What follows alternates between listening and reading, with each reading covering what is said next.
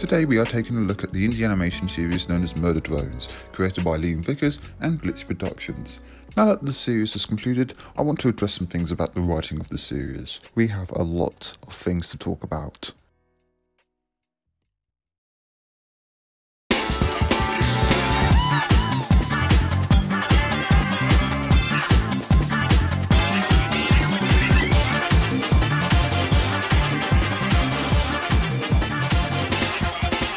Well, it seems that we have our very first review video. Yes, it's a thing I've been wanting to be doing for a while, and Murder Drones has given me the perfect excuse for it because I have a lot to say about it. The show as a whole did pique my interest, especially in episodes 1 and 2, but as time went on, it really lost its spark, and I think that's mainly due to the writing. Speaking of writing, this whole video is basically a whole critique of that. So get ready for a lot of rambling and, well, whatever else is going to be happening. I've been splitting this video up into multiple sections which will detail my thoughts on different aspects of the writing and also the show itself, so I guess we should just get started. By the way, this video used to be 25 minutes long, so yeah, I do have a lot to say about it. First of all, let's begin with discussing about the characters, because they're probably the most important parts of the story. One of the first points is that many characters were wasted and just underdeveloped as a whole.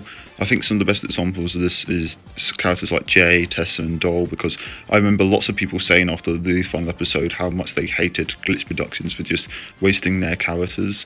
And I mean, like, I can see it. I mean, from the first episode, and especially episode 2, I thought that Jay was going to have more of a purpose, but I guess not. I mean, yeah, they do that thing where it's like, hey, remember this character? Remember how important they were? He's dead now. I mean, given how many characters there were, I felt like it would have just been important just to develop those ones instead of just like side characters. Like that, I think that's one of the main problems of this show. Another thing we need to talk about is something that I have kind of detected, and that would have to be retconning personalities. I mean, it's not confirmed at the moment, but like, I think one example of a character would have to be V. Like in the first episode, she's not really portrayed in the same way that she is in episode 2. They just kind of like make her serious for some reason.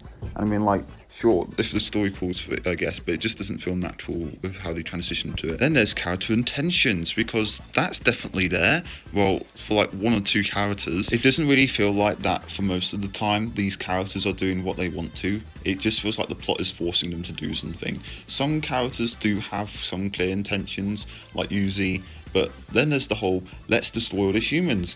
And guess what? Only one human is killed in the entirety of the story. What a surprise. Imagine if you were one of these robots and humans tortured you or hurt you in some way. You want to get revenge on them, right? And not the other worker drones and just trying to destroy their whole planet like Sin. Yeah, that definitely makes sense. You know what else is confusing? The design choices they decide to make here, because this is Cars level of confusing. The disassembly drones, or murder drones, whatever they're called, they do this thing where they pop weapons out of their hands, which is a whole other can of worms for explaining. And another thing I want to mention, this entire story does not need to involve robots at all.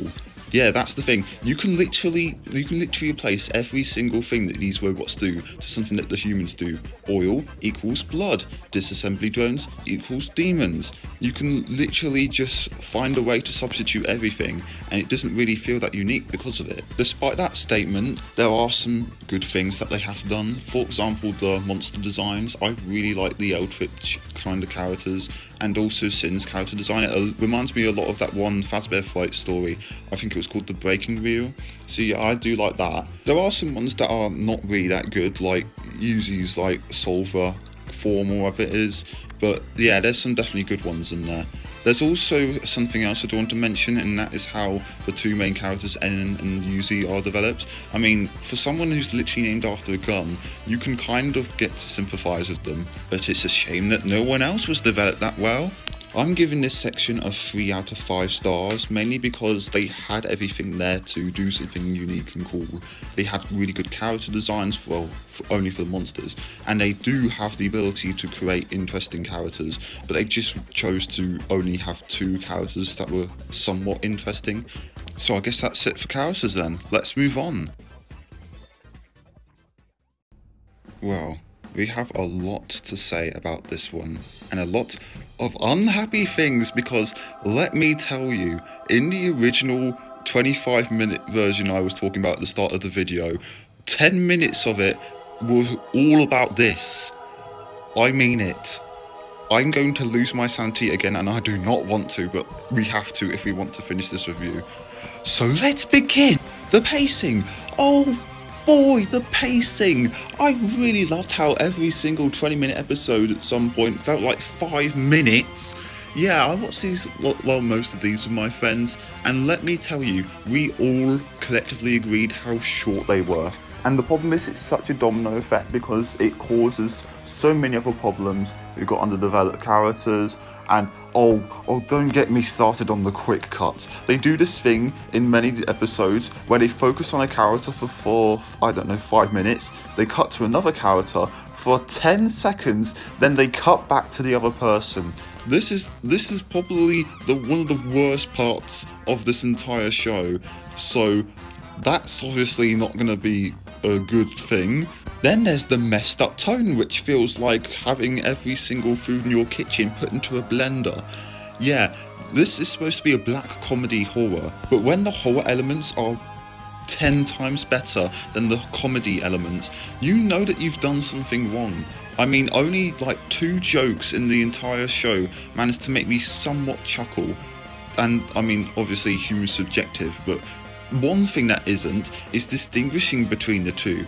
What if in the show we had a really serious scene with one of the characters, and then bam, let's put a smiley face from the 2000s right in front of you. Yeah, that ought to make you chuckle. That will definitely keep the tone in balance, won't it?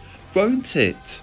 I'm trying to be as positive and constructive in this interview because I care for this series, but this one thing is driving me crazy. And given that so many other of Glitz Productions' works have pacing problems, I'm so glad that they aren't as bad as this.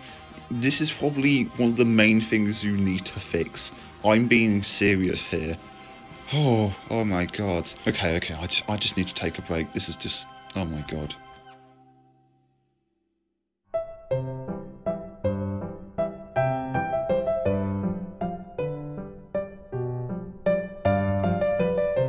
Another thing that I do need to mention is that the comedy does kind of assassinate characters sometimes.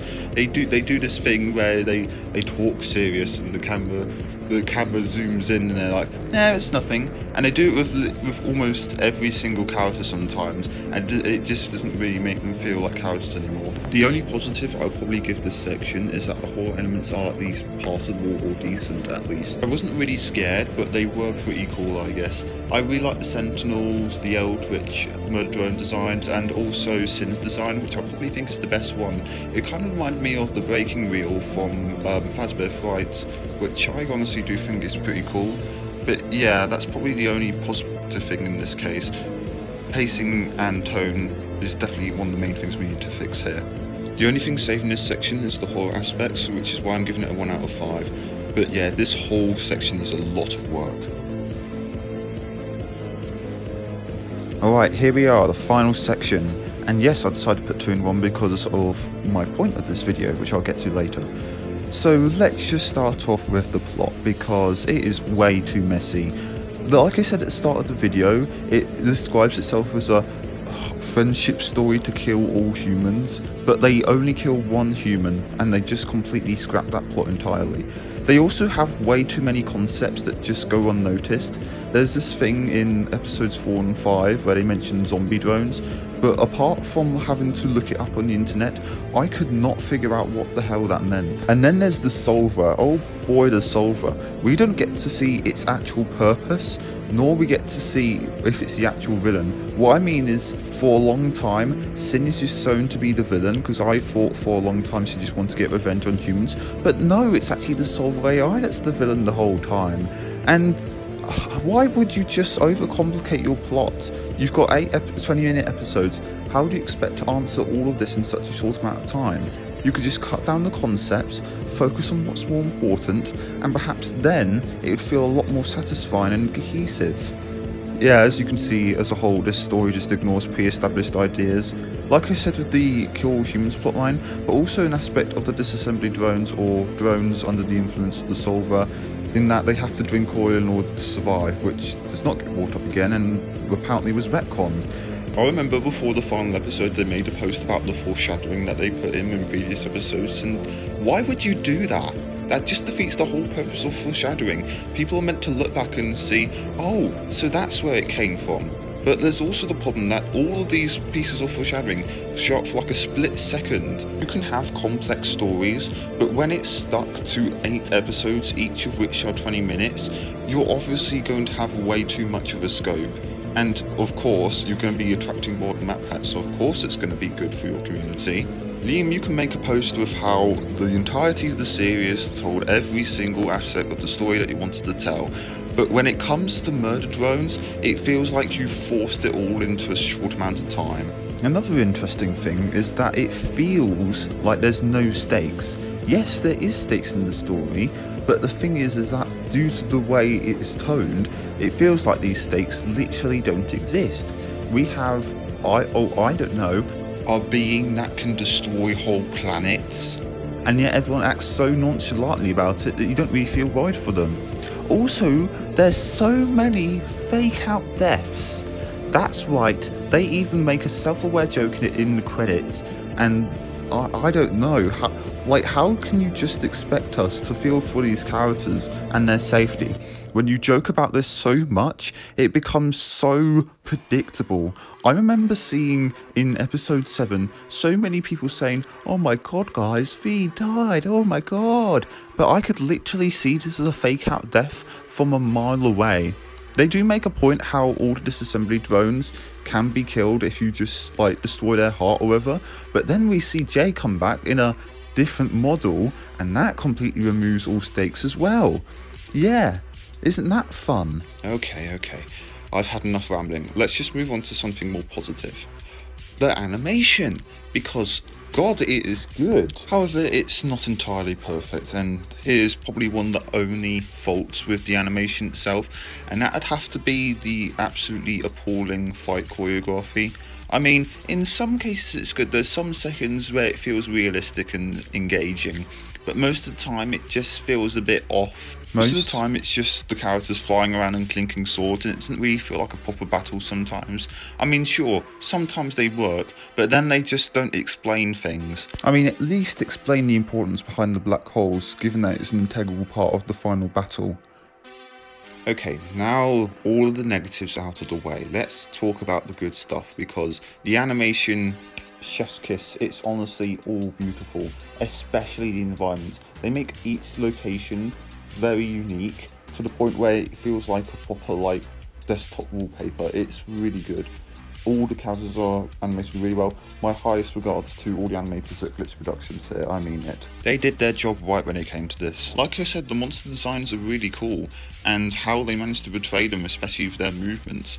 I think Glitch Productions have around 50 animators in their team, and they really bring this whole environment, all the characters, everything to life, and it works really well. Honestly, this is probably the best part of Murder Drones. I'm not joking here. Kevin Tuma, who originally worked for Blue Sky, fun fact, does an amazing job with how it manages to accurately and realistically animate characters. He does such a good job at this. Well done to you. It's honestly such a shame that this great animation is just upturned by the awful writing. It's honestly such a shame they put so much heart behind this. So I'm giving the story a 1 out of 5 and the animation a 4 out of 5. Like I said, the choreography is the only thing bringing down the animation in my opinion, and the story is just, I don't need to explain it. But there is one thing we do need to focus on before this video ends, and that is the point I need to make with this video. And this is probably the most important part, so listen carefully. I want to end off this video by telling you why I made this video, and it's because I'm really worried for indie animation. Mainly its writing. It's so great to see that so many of these creators are really expressing themselves effectively, with Glitch Productions helping making that possible, but when you have one writer being the main creator of the show and it ends up like this, it's just very worrying. Yeah, here's a fun fact for you. Liam Vickers is the only writer of Murder Drones, and although that isn't concern on paper, it is, given that nobody seemed to do anything about it. I think the whole problem with the writing is the lack of awareness they gave for it. Liam obviously is quite inexperienced given his previous works. Did not a single person think to at least give feedback or hire more writers to help the show? Because it's obvious it needs it. One of my most favourite pieces of media of all time, JoJo's Bizarre Adventure, isn't perfect. Hiroki Araki actually took his time to learn from his mistakes from each part and built it up to create such masterpieces of media. But the fact is here is that even though he's the only writer, he at least learned from his mistakes. From my interpretation, it just seems like they believe that they don't exist at all. Indie animation has already made an impact in the animation industry. However, if these writing problems aren't solved, then it's going to get worse from here, and I don't want that. I don't want to have to ramble about this stuff, but I have to, because how else are we supposed to make an awareness to this? How are we going to let the creators know? If there's anything you should take away from this video, is that writing does matter. Without it, we can't see the love and care these people have put into this. To conclude, Mud Drones is just a disappointment to me, and it could have been so much more. And I hope that people learn from this. Anyways, thank you all for watching. Making